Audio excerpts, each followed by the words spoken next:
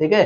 तथा मान अपमान हो, अपमान हो चाहे अपमान हो, जो एकदम से सेम अवस्था में रहे वो क्या है, वो साधु है। नमस्कार दोस्तों, नमस्कृताया, स्वागत है आपका हमारे चैनल में। आप देख रहे हैं संस्कृत ज्ञान परमा और मैं आपके साथ नीतीश तिवारी। ठीक है, हम गीता को पढ़ रहे थे, ठीक है, जिसमें अभी 2 दिन हमने पढ़ा, तीसरा दिवस है। ठीक है, कल हमने पहले दिन तो हमने मतलब शुरुआत किया था गीता क्या है क्या नहीं है। ठीक है, अगले दिन कल हमने पढ़ा कितना, 7 श्लोक पढ़ा था। ठीक है, 7वां श्लोक ये था कि अस्माकं तु वशिष्ठाय तान निबोध द्विजोत्तमा नायका मम सैन्यस्य संज्ञार्थम तान ब्रवीमि। यानी कि धृतराष्ट्र ने पूछा संजय से क्या हो रहा है क्या नहीं हो रहा है, इसको बताते हुए धृतराष्ट्र जब संजय बताना शुरू किए तो वहाँ पर दुर्योधन ने जब पांडवों की सेना को देखा, उनके व्यूह को देखा, तो वो आचार्य के पास गए और उनकी सेना की प्रशंसा करने लगे, मतलब उनके सेना के बारे में बताया। अब वो अपनी सेना के बारे में बता रहे हैं, फिर इसके बाद वो तुलना करेंगे किसकी सेना कितनी बलवान है, किसकी सेना कितनी बलवान है, ये भी बताएंगे। ठीक है, और फिर मतलब जो जो उनको मतलब बताना होगा क्या करना है क्या नहीं करना है, क्योंकि दुर्योधन राजा है और युद्ध उनको जीतना है। तो राजा का कर्तव्य बनता है कि वो युद्ध से पहले अपनी सेना को जाए और उनको संबोधित करे। ठीक है, जिससे क्या होता है, सेना का मनोबल बढ़ता है। अब वो द्रोणाचार्य जी के पास पहुंच चुके हैं। ठीक है, अस्माकम तो विशिष्टाए तान निबोध द्विजोत्तमा। द्विजोत्तमा यानी कि द्विज में, द्विज मतलब ब्राह्मण होता है, ब्राह्मणों में जो उत्तम है, ऐसे द्रोणाचार्य जी क्या कहते हैं, तान निबोध, उन सबको बोधित करो। किनको बोधित करो, अस्माकम तु ये विशिष्टा, हमारे पक्ष में, हमारे पक्ष से जो युद्ध कर रहे हैं उनमें जो विशिष्ट लोग हैं उन सभी को आप बोधित करो। क्योंकि सेना तो बहुत ही, हर एक सेना को बोधित करना संभव नहीं था, इसलिए विशिष्ट विशिष्ट को बोधित करो। 13 अक्षौहिणी सेना थी उनके पास। ठीक है, अक्षौहिणी सेना के बारे में बताएंगे बाद में। टोटल 21 अक्षौहिणी सेना थी। ठीक है, तो बोले उन सभी को आप बोधित करो। क्या बोधित करो, मम नायिका मम सैन्यस्य संज्ञार्थम तान ब्रवीमि। बोले कि मम सैन्य से ये नायिका, मेरे सेना के जो नायक लोग हैं, संज्ञार्थम, आपको याद दिलाने के लिए, तान ब्रवीमि, उन सभी को मैं बोलने जा रहा हूँ। ठीक है, अब दुर्योधन उन सभी का नाम बताएंगे, अपने सेना के जो नायक लोग हैं, उनके सेना में जो नायक हैं, ठीक है, उन सभी का क्या बताएंगे, नाम बताएंगे। नायक मतलब नेता, प्रमुख। बता रहे हैं कि भवान भीष्मश्च कर्णश्च कृपश्च समितिञ्जयः अश्वत्थामा विकर्णश्च सोमदत्तिश्च तथैव च। बोले भवान, सबसे पहले भवान आप। अब यहाँ पर प्रश्न यही उठ जा रहा है कि दुर्योधन ने क्या है, तो द्रोणाचार्य जी को, दुर्योधन राजा होते हुए द्रोणाचार्य जी को भगवान क्यों कहा। ठीक है, तो सर्वप्रथम सीधा साधा उत्तर ले लो, वो उनके गुरु जी थे, सम्माननीय थे, योग्य थे, इसलिए उनकी योग्यता का सम्मान किया गया, आप कहा गया। ठीक है, दूसरा कारण यह है कि द्रोणाचार्य जी द्रुपद के क्या कहते हैं, महर्षि भारद्वाज के पुत्र थे। ठीक है, और इन्होंने अग्नि वैश्य से और परशुराम जी से शस्त्रार्थ की शिक्षा दीक्षा ली थी। ठीक है, बचपन में द्रुपद जो थे ये इनके बाल सखा थे। एक बार द्रोणाचार्य जी ने द्रुपद को अपना परम मित्र बता दिया। अब द्रुपद क्या थे, राजा थे, ये थे एक ब्राह्मण। ठीक है, राजा ने, द्रुपद ने कहा कि ये तुच्छ ब्राह्मण मेरा परम मित्र हो ही नहीं सकता, मतलब इस प्रकार उनका, मतलब गरीब बोल दिया उनको, तुच्छ बोल दिया। ठीक है, बोला कि मैं कहाँ ऐश्वर्य संपन्न राजा, तुम कहाँ एक गरीब, तुम मेरे मित्र कैसे हो गए। ठीक है, इस तरह उन्होंने तिरस्कार किया। उस तिरस्कार से तिरस्कृत होकर द्रोणाचार्य जी यहाँ पर आगे क्या, हस्तिनापुर आए। यहाँ पर आने के बाद उनको कौरव और पांडवों के बालकों को शिक्षित करने के लिए नियुक्त किया गया। ठीक है, पांडु और धृतराष्ट्र के द्वारा। अब यहाँ पर क्या हुआ, इनकी जब शिक्षा दीक्षा समाप्त हुई कौरव और पांडव की, तो उन्होंने आदेश दिया कि जो भी द्रुपद को लेकर आएगा वो हमारे इस अंतिम परीक्षा में पास होगा। इस परीक्षा को पास किया, मतलब परीक्षा में उत्तीर्ण रहे कौन, अर्जुन। अर्जुन ने द्रुपद को हराकर उनके सेनापतियों के साथ द्रोणाचार्य जी के पास ले आए। द्रोणाचार्य जी ने द्रोणाचार्य जी का क्या हुआ, उनका जो तिरस्कार हुआ था वो उनका पूरा हो गया। और द्रुपद को द्रोणाचार्य ने मारा नहीं। ठीक है, द्रुपद को द्रोणाचार्य ने मारा नहीं, क्या किया, उनका आधा राज्य ले लिया और उनको वापस जाने दिया। ठीक है। अब कल आपको मतलब बताया था कि इसके बाद की कहानी क्या था, याज और उपयाज नामक दो ऋषि थे जिनके द्वारा द्रुपद ने क्या कहते हैं द्रोणाचार्य को मारने के लिए यज्ञ कराया, जिससे द्रौपदी और धृष्टद्युम्न पैदा हुए। यही धृष्टद्युम्न क्या कहते हैं पांडव सेना के व्यूह को रचने वाले थे। ठीक है, इत्यादि ये सब बताया। ठीक है, और ये द्रोणाचार्य जी जब अपनी पूरी शक्ति के साथ युद्ध में कहीं भी खड़े हो जाते थे तो उनको जीतना असंभव था। ठीक है, अब इतने बलवान थे और उनका द्रोणाचार्य जी का जो व्यक्तिगत दुश्मन द्रुपद धृष्टद्युम्न ये सब उनके सामने थे। ठीक है, तो उन सब का नाम भी बताया कि क्रोध और ऊपर आए, क्रोध आएगा तभी तो व्यक्ति लड़ेगा, और उनको आप भी कह दिया, यानी कि आप प्रसन्न हो जाए। जब व्यक्ति प्रसन्न होगा तो दिल लगा के लड़ेगा। ठीक है, तो इसलिए अनेक अनेक कारण थे। राजनीति ये क्या है, राजनीति है। ठीक है, आप जिससे काम लेना चाहते हैं उसकी प्रशंसा करिए। वो व्यक्ति आप क्या दें, चाणक्य जी ने कहा है वचनेन का दरिद्रता, वचन से कौन दरिद्र है। ठीक है, वचनों में क्या दरिद्रता। ठीक है, तो उन्होंने मीठे मीठे वचनों से सबको बोला, और खासकर जब युद्ध का समय हो तब राजा को हमेशा अपने प्रजा से बहुत ही मधुर वाक्यों से बोलना चाहिए। ठीक है, अरे आप जैसे ऐसा लगे कि राजा राजा है नहीं, सामने वाला ही राजा है। इंद्रस्तम वरुणस्तम कुबेरस्तम, तुम्ही इंद्रो तुम्ही वरुणो तुम्ही कुबेर हो, जिससे सामने वाला व्यक्ति और प्रसन्न हो जाएगा और तुम्हारे लिए मर मिटने के लिए भी तैयार हो जाएगा। ठीक है, अब जैसे यहाँ पर भारत में देख लो, मोदी जी कहीं बीच में आ गए, किसी के गांव में चले गए, अब उस गांव वाले एकदम से हवा में उड़ रहे हैं, भाई मोदी जी आए मोदी जी आए, और अपने आप को ब्रह्मा समझने लगे। भले ही मोदी जी ने कुछ नहीं दिया उनको, ठीक है, लेकिन ब्रह्मा समझने लगे वो अपने आप को। ठीक है, तो सबसे पहले भगवान यानी कि आप हैं। दूसरे नंबर पर कौन है, भीष्म है।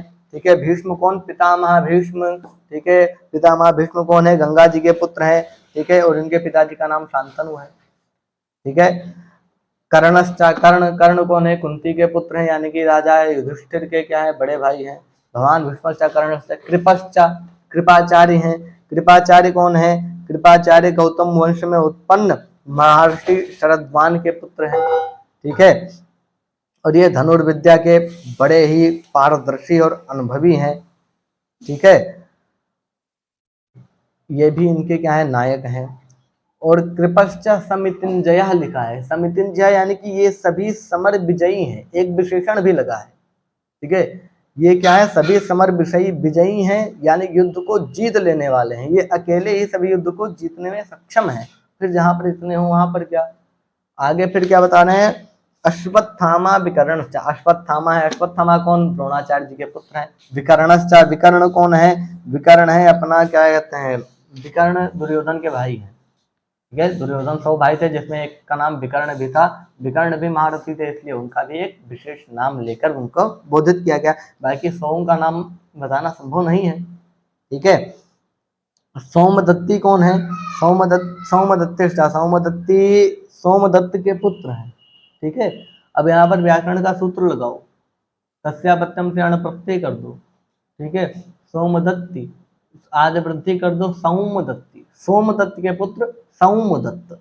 ठीक है, सौमदत्तिश्चा धन सौमदत्तिश्च तथैव च, सोमदत्ती हैं, इतने लोग हैं, और ये सभी क्या है, समर विजयी हैं। ठीक है, समितिंजया है, युद्ध पर विजय प्राप्त करने वाले हैं। ठीक है, ये इतना ही नहीं, दुर्योधन तो कह रहे हैं कि एकैकशा समर्था ही यूयम सर्वे महारथा पांडुपुत्रान रणे हंतुम ससैन्यान किम सम्मता। बोले कि एकैकशा, हमारे जो इनमें जितने के नाम बताए हैं हमने, ठीक है, उनमें से कोई एक ही, एकैकशा एक ही, पांडुपुत्रान ससैन्यान, पांडु के पुत्रों को सेना सहित, ठीक है, हंतुम मारने के लिए सम्मता यानी कि पर्याप्त है। यूयम सर्वे महारथा, और ये सभी महारथी हैं, मतलब जितने के नाम हमने गिनाए ये सभी महारथी हैं, और ये एक ही कोई पांडवों की मतलब पूरी सेना को, पांडवों के साथ पूरी सेना को मारने के लिए सक्षम है, जितने के भी नाम गिनाए गए हैं। ठीक है, आगे फिर बता दें कि अन्य च बहवा शूराः मदर्थे त्यक्त जीविताः नाना शस्त्र प्रहरणाः सर्वे युद्ध विशारदाः, यानी कि अन्य च अन्य भी मतलब अन्य लोग भी बहवा शूराहा संति, हम मतलब बहुत सारे शूर हैं, योद्धा हैं। और कैसे योद्धा हैं, बोलने की मदर्थे मेरे लिए त्यक्त जीविता हैं, यानी कि अपने प्राणों को त्याग देने वाले हैं। यानी कि हमारे सेना में ऐसे ऐसे महान शूर हैं जो मेरे एक इशारे पर अपने प्राणों को भी त्याग सकते हैं। ठीक है, ऐसा ही होना चाहिए भैया। राजा को ऐसे ही सेना की जरूरत होती है जो राजा के एक इशारे पर मर मिट जाए। ठीक है, फिर ये बोल रहे हैं ये कैसे हैं, बोले नाना शस्त्र प्रहरणहा है, यानी कि नाना शस्त्र को धारण किए हुए हैं। और सर्वे युद्ध विशारदा, सभी युद्ध विशारद हैं। विशारद मतलब पंडित होता है, सभी युद्ध में चतुर हैं। और पंडित कौन, जो चतुर हो। ठीक है, पटु शब्द है, पटु मतलब चतुर, चपल, पटु, पंडित इत्यादि गण आता है। ठीक है, जिसका जिन सभी का अर्थ है चतुर। ठीक है, सभी क्या है, युद्ध करने में चतुर है। देखो इसमें लिखा है नाना शस्त्र प्रहरणहा इत्यादि, कहीं कहीं मतलब आता है शस्त्रार्थ। उस समय जो मारने के लिए कुछ मारक जो यंत्र थे, जैसे अभी परमाणु बम है, उस समय क्या थे, ब्रह्मास्त्र थे। अभी जैसे ब्रह्मोस थे, उस समय अग्नेयास्त्र थे। ठीक है, अब देखो शस्त्र और अस्त्र में अंतर है। शस्त्र किसे कहते हैं, अस्त्र किसे कहते हैं। ठीक है, दोनों का नाम तो हम काफी बार लिए हैं, शस्त्रार्थ, शस्त्रास्त्र। ठीक है, शस्त्र और अस्त्र। ठीक है, शस्त्र क्या है, शस्त्र वो होता है जिसको हम हाथ में लेकर लड़ते हैं, जैसे आ गया तलवार, भाला इत्यादि। ठीक है, अस्त्र किसे कहते हैं, अस्त्र वो होता है जिसको हम फेंक कर मारते हैं, जैसे ब्रह्मास्त्र, अग्नेयास्त्र, वरुणास्त्र। ठीक है, मानवास्त्र, मानवास्त्र का प्रयोग रामायण में हुआ था। ठीक है, ये सब क्या शस्त्र हैं, अस्त्र है। अब कुछ लोग कुछ ऐसे भी मारक यंत्र हैं जिसको हाथ में लेकर भी लड़ा जा सकता है और फेंक कर भी मारा जा सकता है। वो कौन है, वज्र हो गए, गदा हो गया। वज्र को लेकर भी लड़ सकते हो और फेंक कर भी मार सकते हो, गदा लेकर भी लड़ो और फेंक कर भी मारो। ठीक है, तो शस्त्र अस्त्र इन दोनों से में ये निपुण है, इन दोनों को चलाने में ये जो महाशूर हैं, हमारे महारथी हैं, ये सब निपुण है। अब महारथी किसे कहते हैं, ये आपको कल बताया था, क्या था, एकोदश सहस्राणि योध यद्यस्तु धन्विनाम शस्त्र शास्त्र प्रवीणश्चा महारथी स्मृता। यानी कि जो एको यानी कि अकेला ही 10,000 धनुर्धारियों को अकेले ही क्या कर दे, मार दे, गिरा दे, लड़ने की क्षमता रखे। ठीक है, और शस्त्र में और शास्त्र में भी जो प्रवीण हो उसको महारथी कहते हैं। और ये सभी क्या है, ये सभी महारथी हैं। ठीक है, इत्यादि। अर्जुन क्या, दुर्योधन ने कई बार महाभारत में भी कहा है कि मैं अपनी सेनाओं को गुणयुक्त मानता हूं और पांडवों की सेना को गुणहीन मानता हूं। यही सब कारण है। ठीक है, एक होता है आत्मविश्वास, एक होता है अत्यंत आत्मविश्वास। ठीक है, कॉन्फिडेंस, ओवर कॉन्फिडेंस। अति सर्वत्र वर्जित, अति हमेशा वर्जित होता है। दुर्योधन को अपनी सेना पर बहुत ज्यादा विश्वास हो गया था। जैसे रावण को अपने बल पर और अपनी सेना पर ज्यादा विश्वास था तो उनका विनाश हुआ, ऐसे ही यहाँ पर दुर्योधन को हो गया। ठीक है, आगे फिर बता रहे हैं कि अपर्याप्तम तदस्माकं बलम भीष्माभिरक्षितम पर्याप्तम तुदमे तेषां बलम भीमाभिरक्षितम। बोल रहे हैं कि अस्माकम बलम, मेरा जो बल है। अब राजा का बल क्या होता है, राजा का बल उसकी सेना होती है, यानी कि बल का अर्थ यहाँ पर सेना है।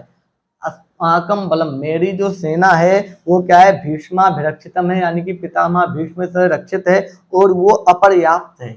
अब एक होता है पर्याप्त, यानी कि जो सीमित हो, एक है अपर्याप्त, यानी कि जो जितना पर्याप्त होना चाहिए उससे भी अधिक है। असीमित सेना है, असंख्य सेना है हमारे पास।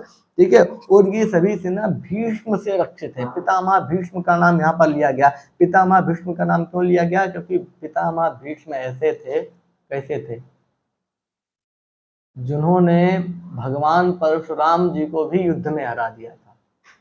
ठीक है, कौन भगवान परशुराम, भगवान परशुराम जिन्होंने हई वंश के क्षत्रियों को 21 बार पृथ्वी से मारा। ठीक है, पृथ्वी से संहार कर दिया, यानी कि संपूर्ण क्षत्रियों को नहीं। लोग कहते हैं कि परशुराम जी ने पृथ्वी के सभी क्षत्रियों को मार दिया, ऐसा नहीं है।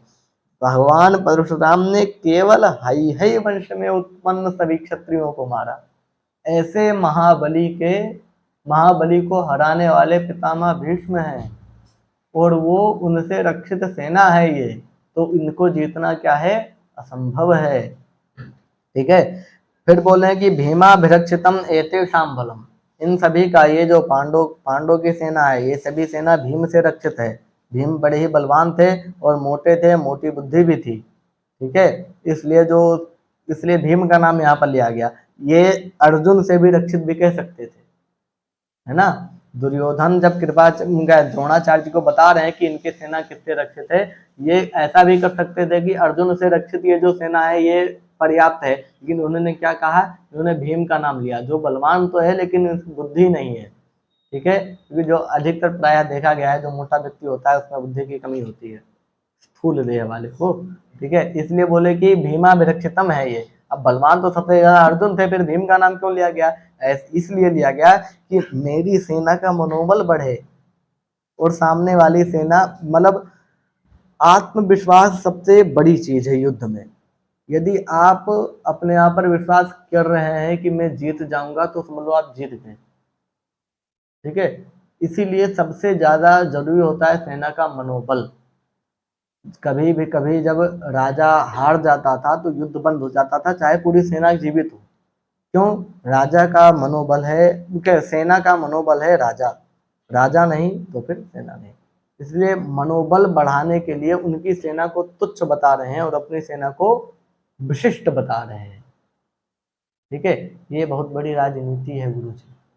इसको यहाँ पर युद्ध तक ही सीमित मत रखो, इसको सामने वाले को भी लेकर जाओ। ठीक है, किसी परीक्षा की आप तैयारी कर रहे हैं, मानो ये यार यूपीएससी, ये हटो, निकल गया साइड में हटाओ।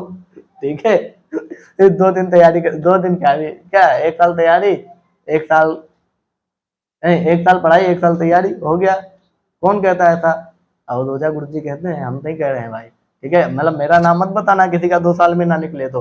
अवधोजा गुरु जी कह रहे हैं, अब 2 साल में जिसका जो 2 साल जो मन लगाकर पढ़ रहा है, 1 साल पढ़ रहा है, 1 साल तैयारी कर रहा है, फिर भी तुम्हारा नहीं निकल रहा है, तो तुम पढ़ ही नहीं रहे हो बेटा, फिर तुम नहीं पढ़ रहे हो, फिर तुम सिर्फ नाटक कर रहे हो। ठीक है, पढ़ाई इसे नहीं कहते हैं। या तो आप में क्षमता नहीं है, या तो आप पढ़ाई के साथ मजाक कर रहे हैं। ठीक है, अरे कौन सा ऐसा कार्य है पृथ्वी का जो 365 दिनों में ना किया जा सके। तो हो सकता है, वैज्ञानिक लोग तो कहते हैं 21 दिन तक लगातार कोई कार्य करते रहो तो उसका आदत बन जाता है, उसका रूटीन बन जाता है। ठीक है, अब तुम 365 दिन तैयारी कर रहे हो, फिर तुम्हारा रूटीन नहीं बन रहा है, आज पढ़ रहे हो कल भूल जा रहे हो। देखो, पढ़ाने का काम सोशल मीडिया पर बहुत लोग कर रहे हैं। अवधोजा गुरु जी एक ऐसे हैं जो साक्षात कह रहे हैं कि भैया मैं पढ़ाता नहीं हूँ, ठीक है, मैं सिखाता हूँ, मैं ध्यान सिखाता हूँ, मैं योग विचार, मैं सोचना सिखाता हूँ। ठीक है, अब पढ़ाने वाले क्या बताएंगे तुमको। पानीपत का युद्ध हुआ, कब हुआ, 1559 में हुआ था, कभी भी हुआ हो। ठीक है, याद था, मैंने भी पढ़ा था यार, क्या कहते हैं, मतलब बताएंगे पानीपत का युद्ध हुआ। ठीक है, अब इस पर यूपीएससी क्या पूछेगा तुमसे, पानीपत का युद्ध पानीपत में क्यों हुआ, बगल में सोनीपत था, वहां पर हो सकता था, ये पानीपत में युद्ध क्यों करने लगे हैं, कहीं दूसरी जगह चले जाते युद्ध करने के लिए, पानीपत में ही क्यों हुआ। ये पढ़ने से नहीं, ये सोचने से आएगा, और सोचना सभी लोग नहीं सिखाते हैं, सोचना अवधोजा गुरु जी सिखाते हैं। ठीक है, इसलिए उनको उनकी क्लास लो, सुन लो, क्योंकि वो तुमको क्या करना है ये नहीं बताएंगे। ठीक है, कैसे करना है ये बताएंगे, क्या करना है वो तो सबको पता है भाई, सिलेबस तो सबको पता है, इतना इतना सिलेबस, इतना पढ़ लो, कैसे पढ़ना है ये वो बताएंगे। अब देखो, लोग क्या होता है, अपने आप पर बहुत ज्यादा प्रेशर दे देते हैं। ठीक है, भाई पढ़ना है पढ़ना है पढ़ना है, पढ़ते पढ़ते पागल हो जाओगे, दिमाग सनक जाएगा। ठीक है, ना घर के रहोगे ना घाट के, एकदम से। इसलिए थोड़ा पढ़ो, ज्यादा सोचो, ऐसा रविंद्रनाथ टैगोर जी ने भी कहा था, कम पढ़ो ज्यादा सोचो, तर्कशील बनो। ठीक है, दर्शन कब लिखा गया, जब लोगों के पास सोचने का समय हुआ, सोचोगे तो दार्शनिक बन जाओगे, ओशो की तरह पूजा होगी। ठीक है, अब कुछ कुछ अंधभक्त हैं जो ओशो को नहीं मानते हैं, वो बात अलग है। ठीक है, ये कुछ लोग हैं जो ओशो को नहीं मानते, वो बात अलग है। ठीक है, लेकिन एक बार विचार से सुनो, सुनो फिर विचार करो, फिर तुमको जो गलत लगे फिर आकर यहाँ पर बताना, ठीक है। किसी को कष्ट हो रहा है तो कमेंट में बता देना, ठीक है। कोई बात नहीं। आगे यहाँ पर देखो, बोल रहे हैं कि ये जो भीम से रक्षित जो सेना है ये बहुत पर्याप्त है, सीमित है, इसको हम 1 मिनट में जीत जाएंगे, ठीक है। अब यहाँ पर ये भी हो गया, कहीं मतलब कहते हैं कहने पर यूपीएससी को मजाक में ही मत लेना, ठीक है, क्योंकि दुर्योधन ने भीम पांडु के सेना को मजाक में लिया था, पर्याप्त बोल दिया था, ये सीमित है इतना, क्या हुआ, खत्म, गया। मजाक में भी नहीं लेना है, अभी भी नहीं करना है, सीमित रखना है, ठीक है। अति भी नहीं करना है, मतलब बहुत खतरनाक चीज है। और तुच्छ भी नहीं समझना है, सामने वाले को कभी भी छोटा नहीं समझने का, ठीक है, वरना वो ठोक देगा। फिर बोलने की अयनेषु च सर्वेषु यथा भागमवस्थिताः भीष्ममेवाभिरक्षन्तु भवन्तः सर्वे एव हि।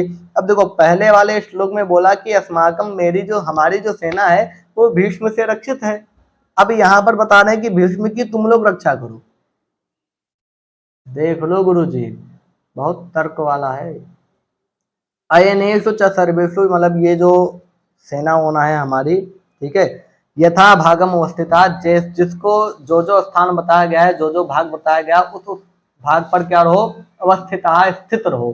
क्यों स्थित रहो और किस लिए स्थित रहो, भीष्म मेमा भिक्षन्तु, और भीष्म की रक्षा करो, पितामह भीष्म की अभिरक्षन्तु, रक्षा करो तुम लोग, भवन्तः सर्वे एव हि, तुम सभी लोग क्या करो, रक्षा करो। देख लो गुरु जी, पितामह भीष्म की रक्षा करने के लिए दुर्योधन कह रहे हैं, जो पितामह भीष्म भगवान परशुराम को भी जीत गए, उनकी रक्षा करने की आवश्यकता है।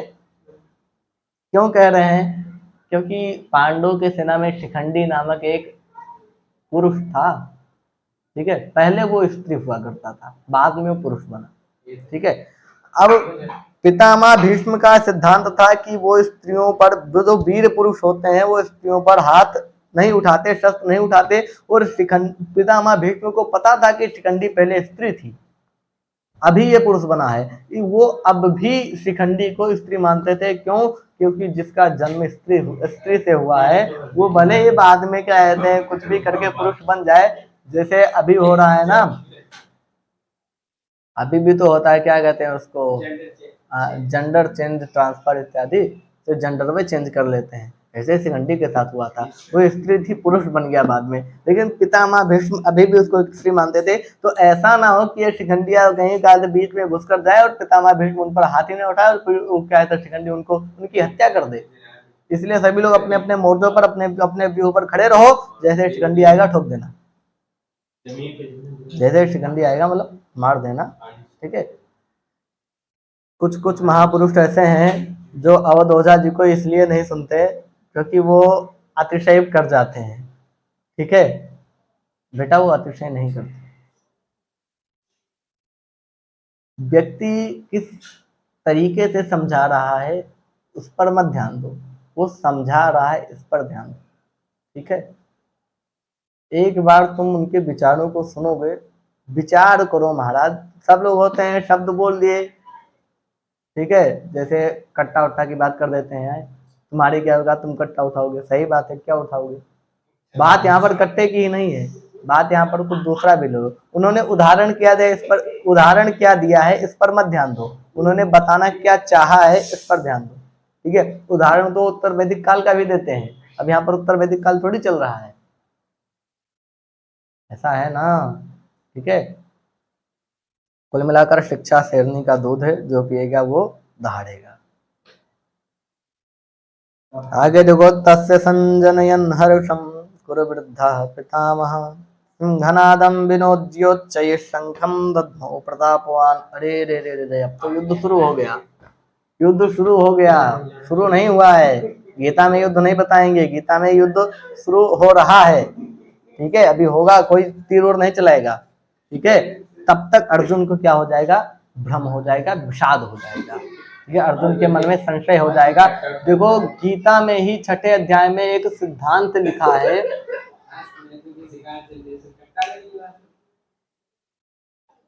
गीता के ही 6ठे अध्याय में एक सिद्धांत लिखा है, संशयात्मा विनश्यति, संशयग्रस्त आत्मा का क्या होता है, विनाश, ठीक है। अब यहाँ पर अर्जुन को संशय हुआ लेकिन अर्जुन का विनाश नहीं हुआ, क्यों? ये तो अन्याय हो रहा है ना, गीता खुद अपने सिद्धांत पर गलत जा रही है। वहां पर क्या कहते हैं, रामायण में उनको विभीषण को संशय हुआ, जब रावण को उन्होंने देखा, रावण की सेना को देखा तो उनको संशय हुआ राम जी कैसे लड़ेंगे, लेकिन विभीषण का भी विनाश नहीं हुआ। दो लोग इस पृथ्वी पर ऐसे थे जिनको संशय भी हुआ लेकिन उनका विनाश नहीं हुआ, क्यों? जब संशय गुरु जी के समीप हो, जब संशय परमात्मा के समीप हो तो उसका तुरंत समाधान होता है, निवारण हो जाता है, इसलिए उनका विनाश नहीं होता है। लेकिन अब संशय उसे हो, अब देखो अर्जुन को संशय हुआ लेकिन उन्होंने परमात्मा के बातों को स्वीकार किया, इसलिए उनका संशय नष्ट हो गया। अब संशयग्रस्त वो जीवन भर वो रहता है जिसको, मान लो अभी मैं बनारस में खड़ा हूँ इसलिए बनारस का बताता हूँ। अभी मान लो मुझको 80 यहाँ से जाना है, ठीक है, मुझको 80 का मार्ग नहीं पता है, 80 जाने का, 80 घाट जाने का मार्ग नहीं पता है। अब मैं लोगों से पूछ रहा हूँ भाई 80 जाने का मार्ग बता दो, वो बता रहा है, मैं उसको मान ही नहीं रहा हूँ। गूगल मैप देखा, गूगल मैप भी बता रहा है, मैं भी उसको भी नहीं मान रहा हूँ। मतलब जो सामने वाला बता रहा है तुमको उसको मानना भी नहीं है और तुमको पता भी नहीं है, फिर भी अब ये होता है, संशयग्रस्त आदमी हमेशा इसका विनाश ही होता है, ठीक है। कुछ अंधभक्त ऐसे हैं महाराज, जैसे मान लो मैंने एक वीडियो देखा था साइंस जर्नी का, ठीक है, चैनल का नाम है, वहां पर उन्होंने बताया ये ब्राह्मणवाद के बारे में बहुत ज्यादा बोल दिए, ठीक है। उस समय मेरे पास नेट नहीं था, उनको बढ़िया से कमेंट करता, लेकिन नहीं किया उस समय, ठीक है।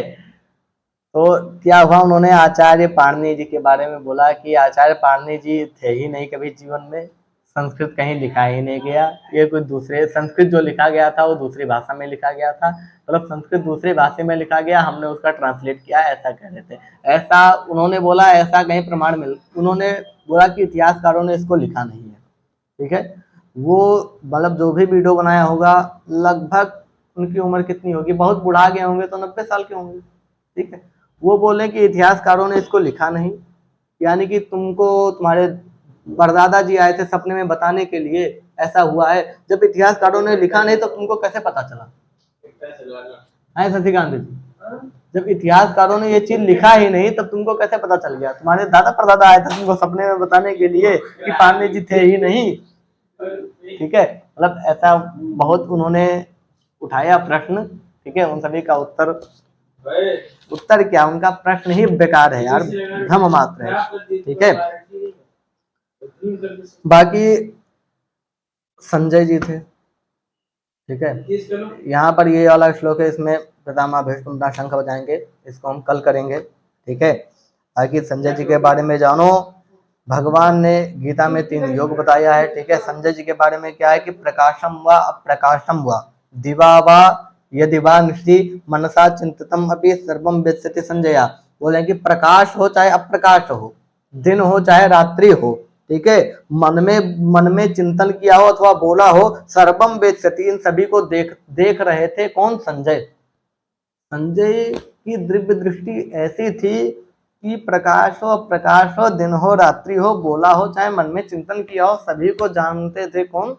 संजय। इसीलिए तो भगवान ने दिव्य दृष्टि केवल अर्जुन को दी थी गीता सुनने के, मतलब अपना रूप देखने के लिए, लेकिन देखा किसने? संजय ने भी। अरे भगवान वेद व्यास की कृपा है। दूसरी बात देखो, भगवान ने कहा है मुनि नाम अपि अहम व्यासः, मुनि नाम अहम व्यासः, मुनियों में मैं व्यास हूँ, भगवान व्यास है। यानी कि भगवान व्यास के द्वारा रचित भगवान पद्मनाभ के ये वचन है, इसलिए गीता सर्वश्रेष्ठ है।